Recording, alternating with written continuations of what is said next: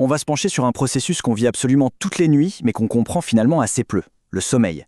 Et si en fait, ce n'était pas du tout une perte de temps, si c'était au contraire l'atelier secret où le génie prend forme. Allez, on plonge ensemble dans cette analyse pour découvrir l'alchimiste qui sommeille en chacun de nous. Vous voyez, cette phrase, elle va à l'encontre de tout ce que notre culture de la productivité nous martèle. Elle nous propose de voir le sommeil, non pas comme une simple pause, mais comme une part active, essentielle de notre développement. C'est vraiment le point de départ de toute notre exploration. C'est vrai, dans un monde qui carbure à l'action permanente, le repos est souvent vu comme de l'improductivité. Mais si c'était exactement l'inverse, il est peut-être temps de réévaluer complètement notre relation avec ce processus qui est, rappelons-le, vital. Et c'est ça le point crucial. Le cerveau ne s'éteint pas quand on dort. Pas du tout. Il passe dans un autre mode, un état d'alchimie cognitive. C'est là que les infos de la journée sont triées, digérées, transformées. C'est un processus super dynamique et, franchement, absolument fascinant. Ok, mais qu'est-ce qui lance cette incroyable machine? Eh bien, tout commence par une sorte de compte à rebours chimique dans notre cerveau. C'est ce qu'on appelle la pression du sommeil. C'est cette force presque irrésistible qui nous pousse à nous reposer. Et le personnage principal de cette histoire, c'est l'adénosine. Il faut l'imaginer comme un petit messager chimique. Plus on reste éveillé, plus ce messager crie fort pour signaler au cerveau qu'il est grand temps de faire une pause et de commencer son travail de nuit. En fait, le processus est assez simple. C'est un cycle. Le matin, au réveil, les niveaux d'adénosine sont au plus bas. Logique. Mais au fil de la journée, chaque effort, chaque pensée, les fait grimper. Grimper.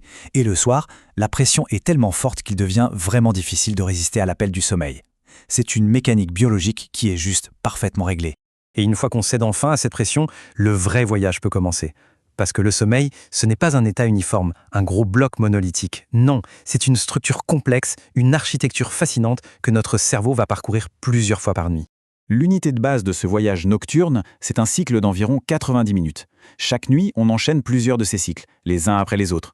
Si on comprend cette structure de 90 minutes, on a la clé pour comprendre comment le cerveau travaille quand on se repose. Alors, chaque cycle se découpe en plusieurs phases.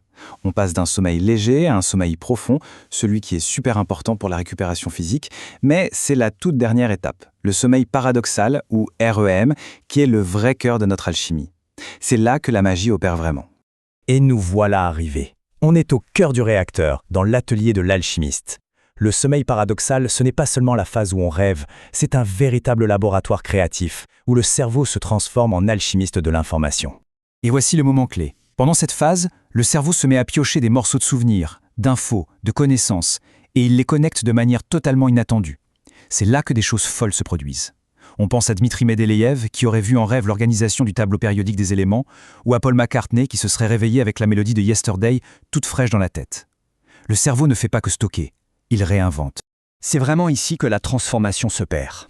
D'un côté, on a les matières premières, les souvenirs de la journée, de vieilles connaissances, des émotions un peu aléatoires. Et le cerveau prend tout ça et le transmute en or, des idées complètement neuves, des solutions créatives, une compréhension bien plus profonde des choses. C'est de l'alchimie pure et dure. Bien sûr, tout ce travail nocturne incroyable, ce n'est pas juste pour la beauté du geste. Ça a un but bien précis.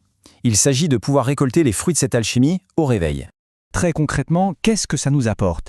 Eh bien, le sommeil va cimenter les compétences apprises dans la journée, transformant un effort conscient en un automatisme. Il libère la créativité en créant des ponts, des associations d'idées totalement improbables, et très souvent, il nous offre sur un plateau, au réveil, la solution à un problème qui nous paraissait insoluble la veille. Alors, la prochaine fois qu'on se prépare à dormir, il ne faut pas penser qu'on va juste se reposer. Non, on s'apprête à allumer le plus puissant des laboratoires créatifs. Et la vraie question c'est, quelle idée géniale le sommeil va-t-il bien pouvoir forger cette nuit?